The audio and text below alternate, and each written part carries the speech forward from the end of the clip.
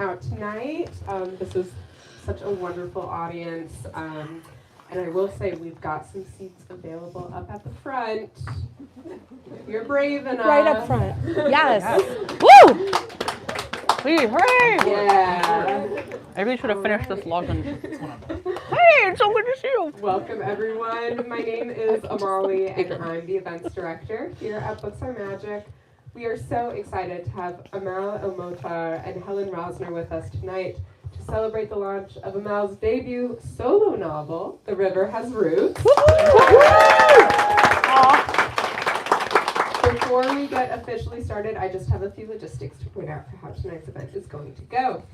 First up, we will be doing a hand-raised audience Q&A towards the end of the discussion, so please start thinking of questions to ask and hold on to them. After the talk tonight, Amal will be signing and personalizing books at the alcove next to where you checked in. We'll let you know where and when to start lining up for that. And finally, if you're joining us virtually on the YouTube live stream, we would love to encourage you to buy a copy of The River Has Roots online using the link in the live stream description. Okay, now let's get into this. This gorgeous novella takes its inspiration from the 17th century folk ballad The Cruel Sister, following a similar pair of sisters in their magical world, bonded deeply through nature and music and magic and so much more.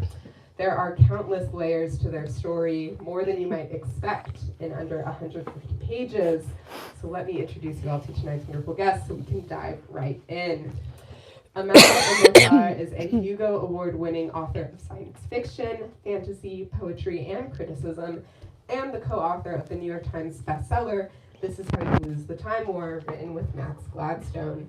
Her reviews and articles have appeared in the New York Times and on NPR Books.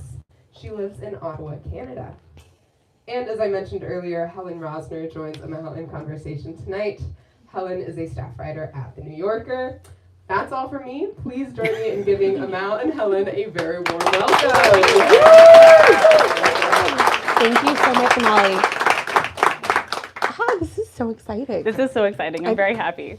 I'm so happy to be here with you. I'm a huge Amal fangirl. I assume all of you are, right? You're all huge Amal fans.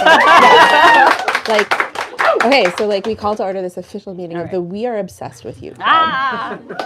In a healthy and non-parasocial way. You can feel how pink I am. No, it is so exciting for me to be here with you and to be talking to you about this gorgeous, beautiful, amazing book. I was texting Amal earlier today that I was rereading it to kind of pick up. How many of you, let's take the temperature. How many of you have already read this incredible book? Oh my God, okay. It came out today. So we are going to try our very best to avoid spoilers this evening, but those of you who've already read it and those of you who are about to read it will come to learn very quickly that despite the fact that this is a brief novel, it is so rich and so layered, and there is so much wordplay and allusions and references and just an exquisite pastiche of, we will talk about the two sisters and the sort of specific reference, but there are so many elements of Scottish and Irish and British and Lebanese culture and history and storytelling all just woven together in an atmosphere of incredible play. Anyway, I was texting Amal being like, there's more, I keep seeing more and more and more. And also I cried at the end and I cried everything. And then I sent her a picture of a dog. And this is a very, very good picture of a dog. This is the kind of book that I'm so excited to read and that it is just such a thrill for me to get to talk to you about. So let's start with the book. What is The River Has Roots about? No spoilers. No spoilers. So it's about two sisters who love each other very much and have this inheritance that they need to sing to these willows that kind of are at the gate between their mundane world and a sort of fairyland called Arcadia. But it's also a retelling of this ballad, basically, that I have loved for a long time, despite the fact that it kind of itches at my soul a lot. The plot of the Cruel Sister ballad type is that there are two sisters who are both being courted by the same man, who is not the villain of the ballad somehow, and who prefers the younger sister. The older sister gets jealous. She murders the younger sister by drowning her, usually. There are lots of different types. And then over the course of the drowning, she goes through like these transformations and becomes like a swan or a harp or stuff. And she ends up usually turning into an instrument that sings the song of her murder. And I have always been like, I am an older sister. I'm the eldest of 4. I have a younger sister who is like the dearest person in the entire world to me. And I don't like this. I just feel like I'm built different. I don't know. I would simply not murder my sister. Sisters should not murder each other over a man. Exactly. If you want to murder your sister over like her stealing your clothes or whatever, then that's fine. But over a man is so terrible and so tawdry. And so I wanted to basically like write fix it fic for this ballad. And then what came out of it though was really like surprising to me in some ways, because how can I put, like, I mean, there are lots of ways to retell a story. And initially this was supposed to be a short story. It was literally commissioned to be an audio original that was supposed to be like, 12,000 words to fit into a certain like commuter listener slot and stuff. And I wrote it and went through copy edits, and then they were like, so we've just decided not to produce it. I was like, really? Okay, so they paid me for it. Great. And they reverted the rights back to me. Great. It was truly a stellar interaction in publishing point of view. And then we sold it to the amazing Ali Fisher at Tor, and she was like, I love this, but I would like it to be longer. And so I made it into a novella, which all like, these distinctions only really matter within like genre, I guess. But to make it bookish length, to make it like a length that you could put it between boards, needed to like expand and stuff. So there's a way of retelling something when it's a short story versus when you're retelling it at a different length, and the length part was really tricky because I kept feeling like I had a complete finished thing, and now it had to be a completely different thing while also remaining the same. And the way I said it to like my editor at the time was, I feel like I've knitted a scarf and I have to turn it into a sweater, but all I know how to do is like knit more scarf. And so it just, all of these like weird differences kind of crept in. So as a consequence, it is I still pick up this book sometimes and flip into the middle and go, oh, there's like, I don't remember this. Because like the earlier version of it is still in my head so much. So did I answer your question about what it's about? It's about sisters and ballads and singing. Well, so I'm so interested though in what you're talking about with the sort of process of writing a novella, let's call it longer form, rather than the shorter form, which you've spent a lot of time working in. So I'm not a fiction writer. For those of you who don't know me, I'm a journalist, and I currently am a restaurant critic, but I write long form feature journalism as well. And the way that I learned how to write really long magazine stories, like 5,000, 6,000, 7,000 words, which I guess in the world of fiction is very short, but in the world of magazines is very long, is by just writing 5 or 6 1,000 word stories and then kind of taping them together with spit. And you like that's actually very heartening to me to hear. Oh, because completely. Nonfiction, I will say, sorry to interrupt you, I'm just like, nonfiction dazzles me so much that like genuinely I feel more strongly about not spoiling a piece of nonfiction than I do about fiction sometimes, because the experience of reading a really good long read is something I just want another person to have the identical experience to me so much. I feel exactly the same way about fiction. I have no idea how fiction works. There are multiple books called How Fiction Works, and I've read all of them, and I don't get it. Like But nonfiction seems like easy as day to me. You just write 6 1,000 word stories and you thread them together with a motif, and like boom, you've written a magazine story. Oh my God. So for you as someone who I think is a master of the short fiction form, stepping into this longer space, like where do you find that? Does it feel like breathing room? Does it feel like terrifying emptiness? Like how did you know how much to add and where to put it? This is excellent questions, because I was asking myself these things. Tone was the hardest thing to maintain. I was like the shape that the story had initially, when it felt like just like my little complete scarf of a story, was it followed a lot of the beats of the ballad, transformed them in certain ways and stuff. But I had, in order to do that, done like a truly unnecessary amount of world building. Like it was like really important to me for some reason to figure out how the magic worked in a very like That's the fun stuff. It's the fun stuff. I get it. But it's like all sorts of stuff that like usually in a short story, usually when I think of world building, I think of it as kind of like you're skipping a stone across the surface of a water, right? Like you're just, it's just making glancing contact with the world that only matches the story.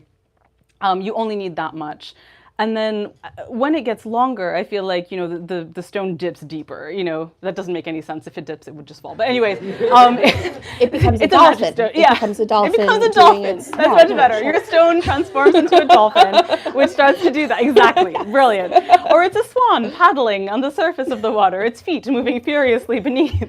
But either way, it was like the thing that I had like done all this world building. I figured out how the magic worked. It was like this I was so pleased with it. I was like, oh, this is a really good engine. Like this is, and if people in this world knew how magic worked, it would fuck shit up. And this is fine. I can cuss here. This is right. The high live stream. I'm sorry. But anyway, yeah, I was just like, I was very proud of this, and then none of that is in the story. Like none of it made it to the page, and I thought, well, it's fine. Like at some point when I revise it for print and make it longer, then I will get the world building in. And then I suddenly had the opportunity to do that, and I put none of the world building in. And instead it was just like there was more room for the relationships. There was more room to like explore those relationships. I remember actually. I was really wrestling with how to expand it. There's this insight that my brilliant agent, Dong Won Song, has about like longer form stuff, where what they talk about is it's not about length, it's about layers. It's about like they compare a short story as like a cookie, and then you gain, I don't know, complexity until you have like a millefeuille, yes. Basically like a novel's a millefeuille.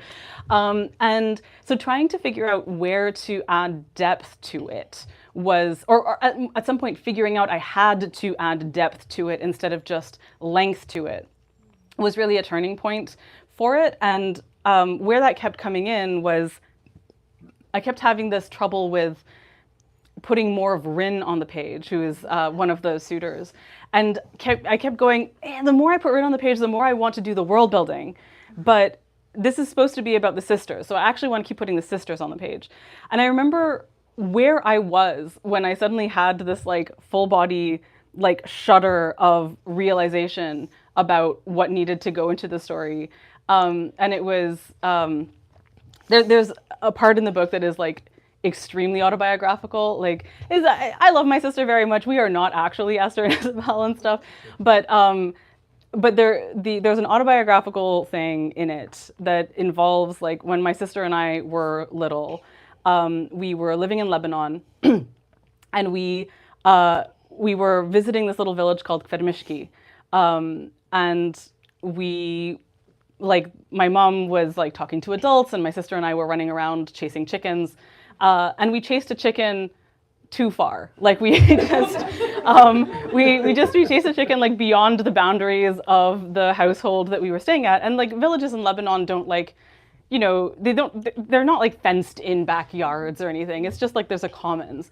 And we just chased this chicken, and then at some point looked up and like didn't recognize anything around us and were completely lost. And I just had, a child has no sense of scale or time, or a lot of things are missing from a child. And anyway, I was just like so terrified all of a sudden. And I specifically was terrified that my mother was going to freak out when she realized we were lost and stuff. But we were in this timeless space. We just like started wandering, and there was like, little wooded copses and stuff like that. And it felt like we were in a forest. It felt like we were totally lost. And then we like met this little old woman who, again, might not have been that old, but I was 7. And my memory is that her face was very wrinkled and she was roughly my height. But she was very stern as well and brusque, and she was like, "Why are you crying?" Because we were sobbing. And we're like, "We're lost." And she was like, "Well, who were you staying with?" And we were like, "The Ayubs," which was a nonsense thing to say because everyone in the village was named Ayub. But she somehow intuited, probably because like we were visitors. She was like, "Oh, they're just like that's that house over there." And we had inscribed this like circle around the village.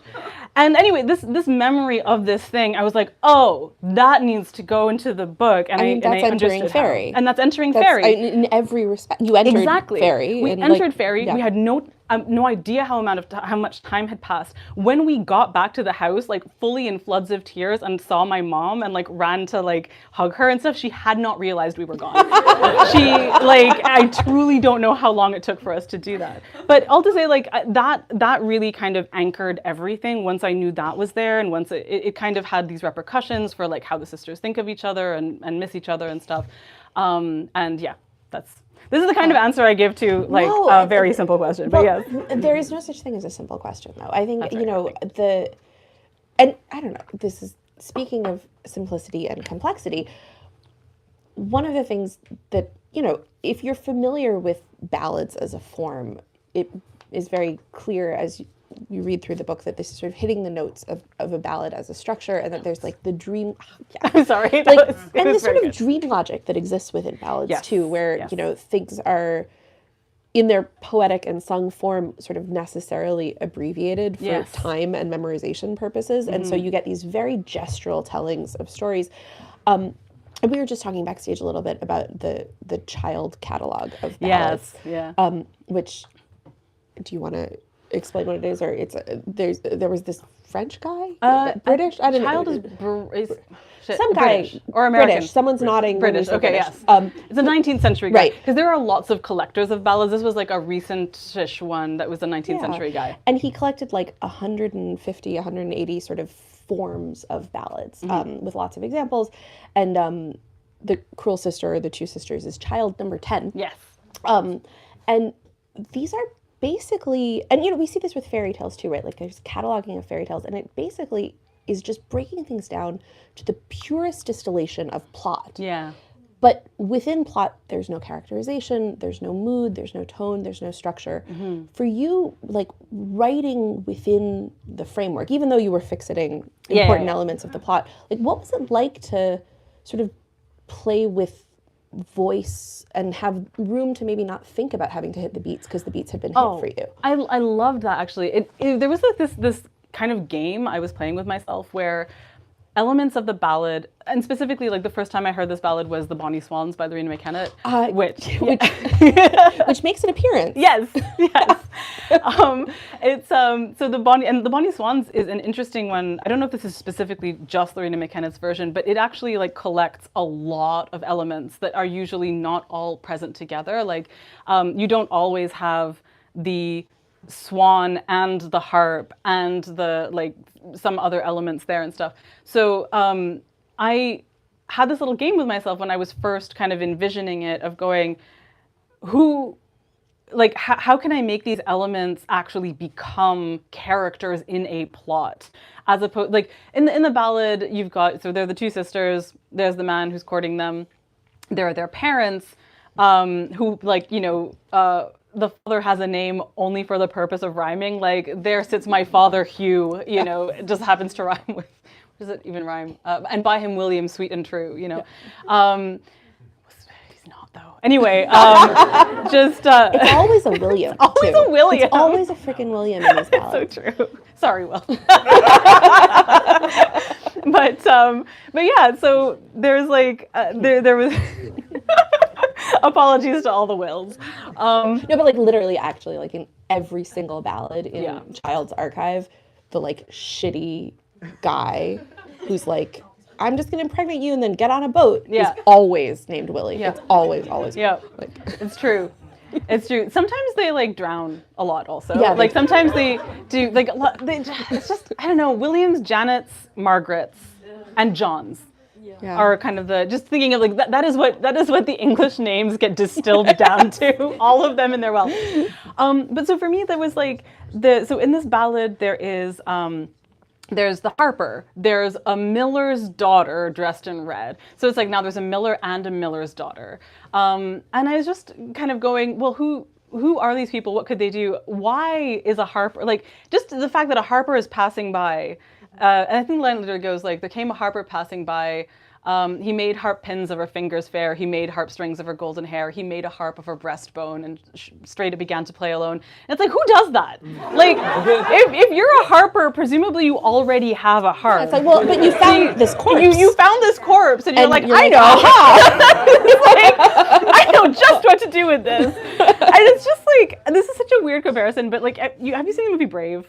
Yeah. Right. Okay, so you know how in Brave there's a witch, and she like turns the mom into a bear. Yeah. And I don't know if, I cannot remember if the movie does this explicitly or not, but it's pretty clear that the only thing this witch does is turn people and things into bears. Like, it is her thing. She just, and so I have to imagine like this harper who is like a harper only incidentally. Actually, what he is someone who wanders around turning people into harps, because then they play by themselves. So like the harper part is actually completely ancillary to this process. And they sing the story of how they died, And they sing the story which of how they causes died. chaos. Precisely. And it's like incredible, like Bravo level social drama. Exactly. It's like the harper as like a sort of author insert in some ways, like just taking corpses and turning them into stories. I don't know. Oh my God. There's yeah, like, that's bring that one to therapy. Yeah. Oh my God. But so part of the pleasure for me was taking these elements of the ballad that are ostensibly characters in the ballad, but are actually just plot devices, and seeing like what capacity is there for something, or like to be a person, to be, so like I wanted to think about like turning someone from a corpse into a harp must be a very intimate process on some level. Playing the harp is a very intimate process. Like it's like, I mean, it is the instrument that I play. Entirely possible that every instrument has like its own intimacy, but you are literally, you have to have your like legs around the harp, and then you lean it back against you, and then your fingers get all involved in it. It's like the ghost and it's scene like, with the it's pottery. like, yes, it's like, it's just a very embodied, and like your body is like leaning back and forth when you're playing the instrument and stuff. And so there's just all this like very, very tense, and also the fact that like any stringed instrument requires tension to make sound. So the fact that you have this like instrument, you're releasing the tension in the strings in order to do that. It's like, it just sort of writes itself as an intimate experience. And so thinking of someone like making this transformation happen, it felt very natural to think of like someone who is magical in the first place, or someone who is like otherworldly. And from there, kind of just the other elements of how I wanted to implotten this kind of emerged. And knowing that whenever I think of, and incidentally, everything to do with Arcadia and fairy is like not in the ballad, but because the harper suggested that like entrance of the strange and the numinous into this, I thought like, well, what are the actual agents of change here? They are the river in which like all these transformations happen, and they're the harper. And so the harper and the river have to be connected in some way. And that sort of like built itself out. And the funny thing about this too is like whenever I talk about creative writing or teach a workshop, usually I find myself like talking about poetry and talking about like the difference to me between poetry and prose. And I usually say, like, to me, the difference between poetry and prose is the difference between singing and speaking, and that we are literally like using a different part of our brain to do each of those activities, though ostensibly they're like, you know, the same. We're using words, we're communicating something, but the effect is fundamentally different, and the experience, the embodied experience, is fundamentally different. And so I find myself like thinking of the fact that there is like a ballad like that I'm trying to retell. I am like taking something that is sung and making it spoken. So the process of taking like the distilled poetry thing and trying to make it into something that is more of a it's like moving from like a night brain to a day brain sort of situation to make things make sense that don't actually make sense in the ballad was like part of that process too. It feels to me also a little bit like the process of shifting something from being written to being filmed or acted. Yes. Where you can go from being entirely interior to having to be entirely exterior. Yes. And it forces a change to the Yes. story. And it forces a change to the way that we receive the story, even if we're deeply connected to it. Absolutely. An experience I'm also currently having as I try to make a screenplay out of Time War. Something very exciting that I feel like someone should bring up in the Q&A. But you actually have set me up with another fantastic segue, which is that another recurring motif in the book that got me super, I just kept encountering motifs and being like, oh my God, it's this one. Hooray! And I don't know about the rest of you, but often when I read books, I try to find the point where I think the writer kind of came in from. Be like, oh, you had this idea, or like, oh, you had this cool moment, or you realized this pun or this joke, and you were like, I could turn this into a story. And I had that moment reading this 30 times. Really? So the opening section, which we were going to do a reading, we totally forgot. Oh, we totally forgot. I'm so sorry. The opening few pages of the book is a beautiful sort of like narratively proclaimed section about the way that magic works within this world, which you frame as grammar. So much of the way that the world of the river has roots works is within language as a form of magic. And you have just extraordinary fun on the page with wordplay and puns and twisting meanings and, you know, weaving them like willow branches. And I want to talk about, I don't know, like, was that awesome? Like, yes, it was so awesome. I'll tell you too, like, it was so awesome. So for my sins, you know, I have been an English major many times over for way too long. Like I did, you know, I had too many degrees, and then but over the course of them, you know, you have to teach because of the pyramid scheme that universities are, and so on. Apologies to anyone here who is of university and stuff. I am an enemy currently of universities. I'm in my university villain era. Some of that is kind of in this book. But anyway, I just think students deserve better. But the thing is that, thank you. The thing is that I taught though for a while, and I was always like interested in how uninterested students were in grammar when I thought that like grammar is amazing, like grammar, and specifically to like I went to grade school and high school in French where they drill grammar into you a lot because I grew up in Quebec, and they so you learn like, you know, conjugation forms, you learn all of the stuff, and you get really into it. When I got to university and I was studying in English, I was really shocked to like have to translate in my brain like parts of speech in English into the French in order to like talk about the grammar, because I hadn't learned it in English. I'd like imbibed it from the air, and no one else had like been taught grammar in school either. And so as soon as I learned at some point that like the word grammar comes from like grammary, it's connected to the word grimoire, and it's like has all these magical connections. I was like, this is great. Why? This is a way I'm going to try and like teach students about it to make it interesting for them. But it's like when you think about what language is and that you have an order for it and the way that that order affects your thinking, and that like if you speak more than one language, you think differently from one language to the other. When you speak different languages, your voice sounds different because of like the parts of your mouth and your throat that are used in like different languages. So the idea that like all the ways in which we talk about magic feel like all the ways we should talk about grammar, and we should talk about all the ways we talk about magic is what I think I said. Anyway, are the ways that we should talk about grammar. So I found that was a rich and potent thing I wanted to explore. But also just the fact of, without grammar, the fact of puns, like the fact that one word can mean its opposite, you know, like to cleave, right? Yes. Bless you. Or impregnable. That's my other Yes. favorite. Oh my gosh. Yes, absolutely. Yeah. Like just the idea that, or refrain, which is like one of the name for the like gate into fairy is called the refrain, because the refrain is both something that you repeat and it's also an exhortation to stop.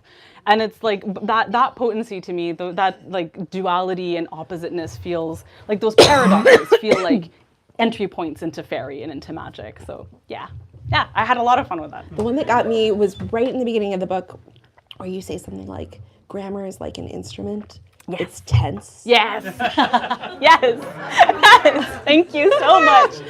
You are my people. Anyone who like reads that and does not groan makes me so happy. I rejoiced. I was just like, oh, this is gonna be good. I listened to, I read the book multiple times, and then I listened to some of the audiobook, which was so delightful. In part because the reader is wonderful. Gem Carmela, she's amazing. But let's talk a little bit about the music, because music is so important to the story because of the harp. The sisters are singers and their voices entwine. You are a harpist. You performed the music for the audiobook. And not only did you perform the music, you performed it with your sister. I did. Yes. Which is just a level of like textual, metatextual intermingling that my brain can hardly comprehend. How did that come to be? I was so happy. This is like so many kudos to the Macmillan audio team.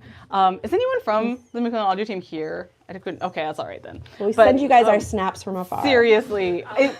I basically, so anytime in the book I describe like the way that it sounds when the sisters sing together is also like my experience of how it feels when I sing with my sister. It feels like it feels like magic. It feels like, and I can't make any, this is not me saying we're amazing. It's like my sister is actually a phenomenal musician. She's like classically trained. She went to conservatory and stuff. I play the harp. Like I am a writer who plays an instrument, but I do not think of myself as a musician because that is because I know what musicians look like and are and sound like and stuff. And yet I have often felt guilty about the fact that like we used to play music at weddings together and stuff, and I have a very charismatic instrument. So like my sister, by far the better musician, plays the flute, and I, an amateur, play a tremendously attractive like harp that everyone wants to like come and like examine and just be enchanted by and stuff. And it's impossible to make a harp sound bad. My sister had to study for like a month to make a sound from her flute. You could hit a harp with a hammer and it would sound great. So like it's just like playing music on easy mode. But so the thing is though that like whenever she and I sing together, it sounds it feels like I feel it in parts of my body that just I don't experience when I sing with anyone else in the same way. So that made me go like, well, we play music, we sing together. Hey, Macmillan audio people, specifically Steve Wagner, what if we could record stuff maybe if you wanted? And they were like, that would be great. And just everything about that process felt wonderful. Like it was actually, that's not true. It was extraordinarily stressful. It was sorry, I'm like straight up lying. The actual this sounds very stressful. Yeah. Okay. No, the part where we were actually in the studio for like I don't know, 3-ish hours was wonderful. Like that was just pure magic start to finish. It was amazing. The months leading up to that involved multiple reschedulings because we didn't feel rehearsed enough. Then my sister got sick at one point, and so we had to like push it back further. And then the further you push it, the more you have to rehearse, and you can't rehearse because it's like there was just all this stuff. And then we also realized that we were trying to train for like performance, not suitably anticipating that people who work in recording studios are full-on wizards and will make things sound good. Oh, that's nice. So we would do a take and be like, I didn't really like that, and then they would play it back and be like, huh. That actually sounds pretty good. That sounds pretty good. So it was, nevertheless though, like singing together is amazing. There's one specific thing. There's like a song in here that is, so the song that the sisters sing to the willows is called The Professor's Hymn in the book. It is full on me inserting a Palestinian folk song called The Lover's Hymn, or it's actually called Terwidi Shmeli, which is like northern song. But it gets called The Lover's Hymn on the album that I first heard it on, which is called Zajil by this band called the El-Funun Palestinian popular folk troupe. And it's an amazing album. They found this field recording of a woman singing this song, and it involves this technique called mlula, where you introduce a kind of like nonsense la sound into various words to break it up. And it's a form of like encoding messages and meaning to keep it secret from non-native speakers so that you could, for instance, communicate to imprisoned people that you were going to bust them out of jail. This was very and stuff famously, it was, I feel like I saw a documentary about this. Yeah. This was a very famously done outside of a lot of the Israeli prisons. Yes, Palestinian women. So yeah. I there was like one article that I read on Middle East Eye about it that I've been like sharing around a bunch. I haven't watched a documentary about it. I would love to, because there's a lot of stuff that I'm like, this is the stuff people say. I haven't like investigated it. Yeah. So I know that there is like a history of this kind of like encoding the songs in the, some people will say it goes back to the Ottomans, some people will say it's the British Mandate, some people will say it's like very current, and I don't super know, but I do know that I deeply wanted to have us put it on the audiobook so that it would exist there, and also to have it in the text as like this emergence or intrusion, or however you want to put it, of like Arabic and Levantine culture in this extremely otherwise British, like it's set in like fantasy Chagford, basically. There's this little town in Devon called Chagford that I deeply love and lived in for a little while. But yeah, I wanted there to be this, like, this is a world in which fairy and the Middle East are compared to each other in ways that, like, someone coming out of fairy is about as strange as someone arriving into this tiny 18th century village from the Levant, you know. And there are lots of reasons for doing that, but in particular, I mean, in the horrors of the last, you know, God, what year is it? Of the last year and a half, I guess. I was revising this while that was happening, and I just, as I was trying to introduce layers and depth and stuff, one of the things that kept coming up was how I was sobbing all the time, and listening to Palestinian music, and I was like, hey, you know what? It's my fucking book. I'm gonna put this in here, and it's just gonna make sense. As someone who is learning Arabic, which I'm learning Arabic, I also really appreciated the nod to how mutually unintelligible different dialects of Arabic can be, because that is the bane of my life right now. I think we should open it up to all of you for questions. So what we're going to do for folks on the live stream is you can feel free to call on anybody you like, ask your question. I will then repeat it back, or you can, so that folks at home can pick it up through these mics that we have clipped to our lapels. So hands up, folks. Hello. Hi. What a beautiful costume you're wearing. Amazing. So cool. I know. I feel like folks on the live stream, you don't understand. There are two people with the most gorgeous cosplays sitting in the front row here. Are you supposed to be the sisters from the book? It's amazing. I almost want to be like, would it feel weird if you Would it feel weird if you come came paraded and for the You've just been making me so happy. Here, live stream, behold. This is so amazing. Yes, there we go. Oh, thank you so much. I forgot the hawthorn ring. I have it, but I have a little willow earring. Oh my god, that's so beautiful. Thank you so much. Sorry for derailing your question. Yeah, this is my roommate, but my friend who is a harpist was the one in the picture that we posted last week. Oh my gosh. And had the other, she lives in Toronto. Oh, amazing. But we were like, we had gotten the ARCs at New York Comic Con. We were like, what if we cosplayed it before it came out? It's absolutely making my heart like dissolve. So yes, thank you. Delighted. So I wanted to. What was the question I was gonna ask? So my first encounter with the murder ballad of the two sisters was a Patricia C. Reed short story. Oh yes.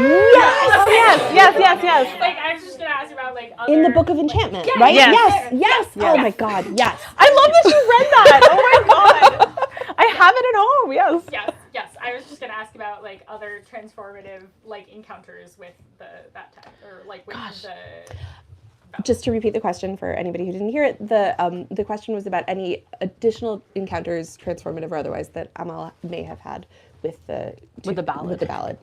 So, so as much as I reacted with like enormous recognition, I haven't actually read that story. I have the book, I have the anthology, I have the Book of Enchantments, and I have seen people talk about that story. Because there was a phase where I was like, I knew that I wanted to retell this ballad for like years, and like part of why when I was invited to like do an audio thing, I was like, oh well, I've been wanting to retell a ballad audio, why not? So that was why I reached for that in the first place. But there was a period where I was like looking up what other people had done with the ballad, and there are some people, I can't remember. Tell me if this was the story or not. Some people, because there are some versions of the ballad that have 3 sisters, but the 3rd sister just is not part of the plot at all. Yeah, exactly. And Peggy, yes. Precisely. And so I think that there was one version that might have been a novel or a short story that was like from her perspective, from the perspective of this 3rd sister. But that was really what stayed with me. Mostly I was looking to be like, has anyone else done exactly what I want to do with this? And I didn't see that. So, but I wasn't reading them deeply. I will say that like the version of the ballad that finally made me like go, I actually need to do this, because this is like, I cannot stop listening to this version. It is so gorgeous, but also I'm so upset, was Emily Portman's version. Which is on a 2010 album called The Glamoury, which is a stunningly, stunningly beautiful album.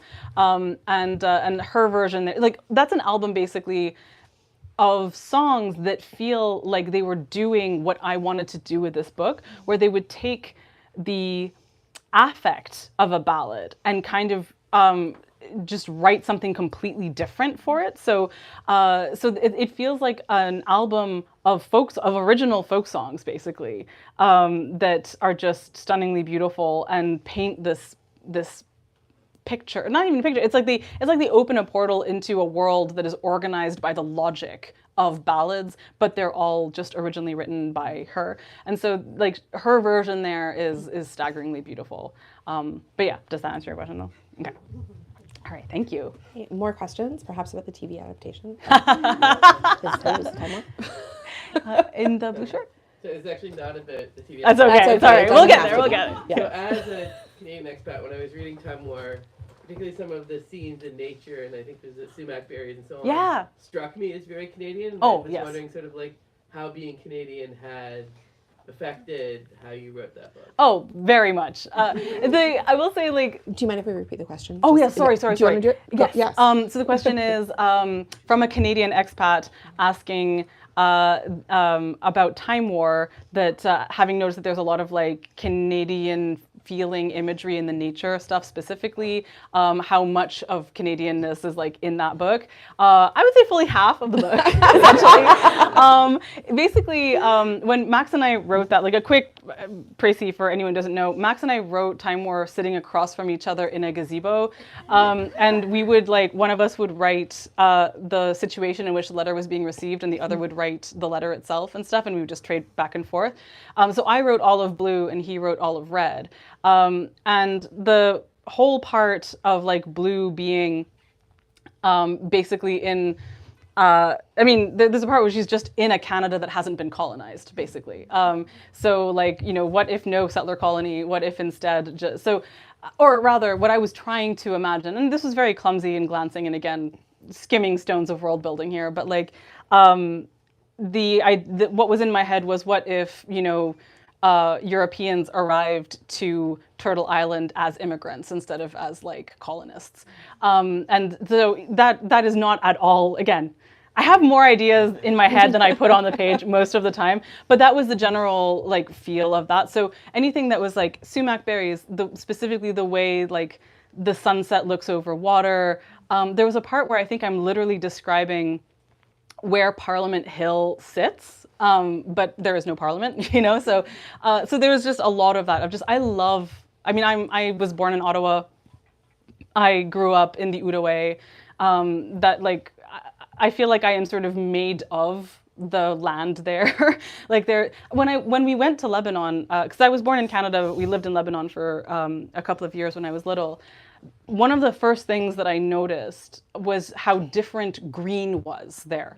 Like I was used to green being this deep, lush, dark color that was like full of water at all times, and always being aware of like being surrounded by water. I grew up next to a river, And then in Lebanon, the green was dusty. Like it was a pale, dusty green, like the green of olive trees and the green of just like any foliage that I was seeing felt like it was just pale and dusty and stuff. And I remember just being so startled by that green could be different in different places. So all this to say that like there is so much of just the landscape that I love in that book. And the reason I mentioned the gazebo is because we also had no internet connection while we were writing the book. So like literally Max and I just brought the contents of our brains to there and just went onto. So there was like a lot of English major nonsense from me, and a lot of like Max studied like Chinese language and culture, I think, and stuff. So everything that is like China which in fact, two great empires, essentially, in a time war. That was also not deliberate, but it is very much like what we brought there. So a lot of what I brought was also just my experience of the nature. So yeah. I think we have time for 2 more questions. So battle royale.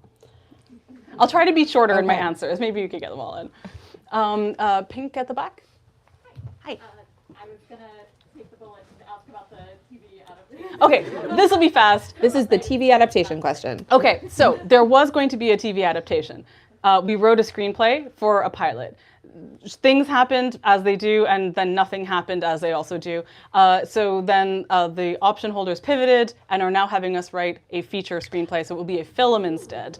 Thank you, inshallah. So knock on wood.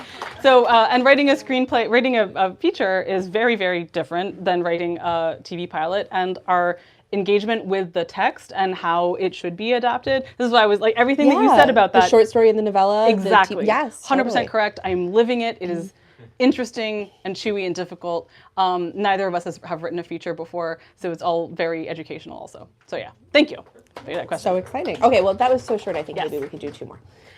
The red jumper there? Yeah. Yeah, I guess in like the same vein of shifting mediums, since you were originally writing this story as an audio original, did you find that like as you shifted mediums to a longer print form, that's like the narrative that you wanted to tell shifted as well?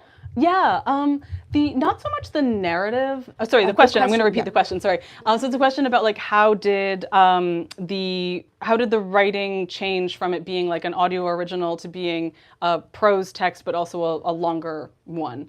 Is that accurate? Okay. So basically, this is just reminding me a thing that I wanted to say about that is that the revision was extraordinarily hard because again I was trying to preserve something and make it completely different, which thematically is appropriate. There's a lot of that in the book, but it was extraordinarily hard. It's absolutely the hardest revision I've ever done.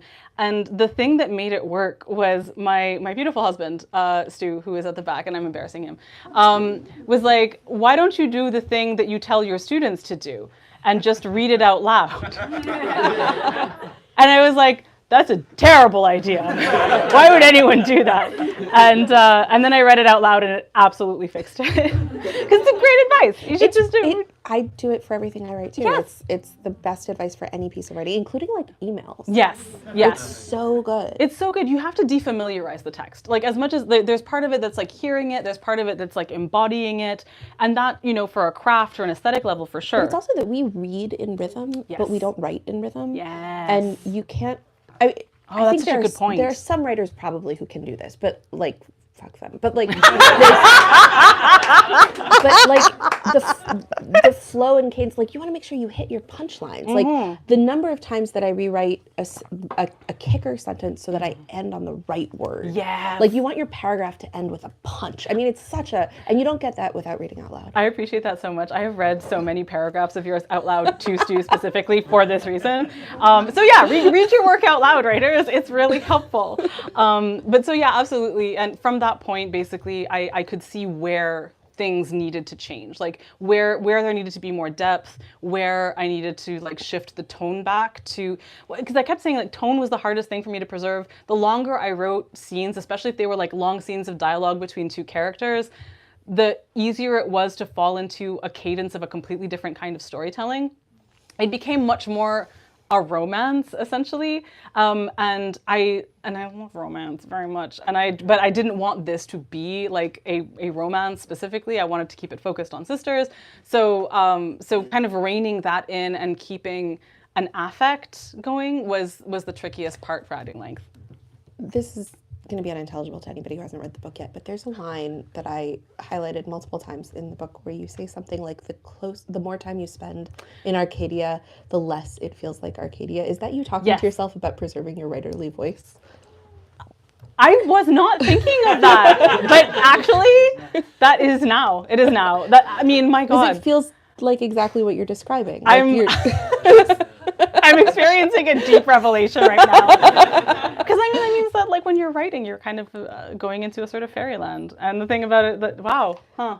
But also like, drilling in and making some, like adding details to the scene and texture and dimension creates realism in places where maybe you want it to feel flowy and amorphous and vice versa. It's exactly that. There's like this thing that like Scott McCloud talks about with like Understanding Comics, where he's like the more iconic a representation, like if you have a smiley face, the more a viewer of that can project onto it their own feelings and self and representation. The beauty of the archetype. Right, exactly. And the more detailed and realistic something is, then the less someone can do that perhaps. Like people argue with this a lot, but I've always like just loved that distinction as a way of like organizing how you can encounter representation. And absolutely like choosing where to zoom in or zoom out on the realism of something is definitely part of that. I'm still thinking about the writing thing. That's why.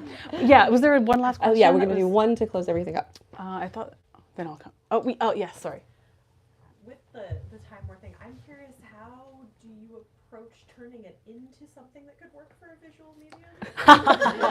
The question is, how do you turn Time War into something that works for a visual medium? Yeah. And I suspect we don't have enough time to actually answer that. Yeah, with difficulty is the answer, actually.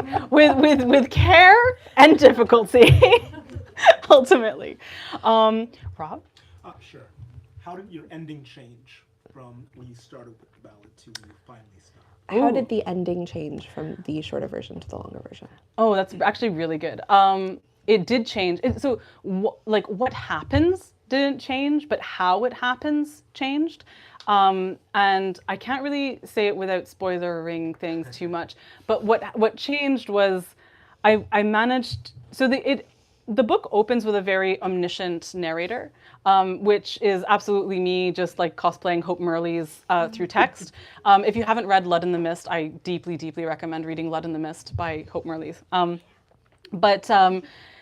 So there's like, a kind of storytelling voice I said omniscient. Did I mean omniscient? I meant like a storytelling voice anyway. The kind of person who says once upon a time to you, right?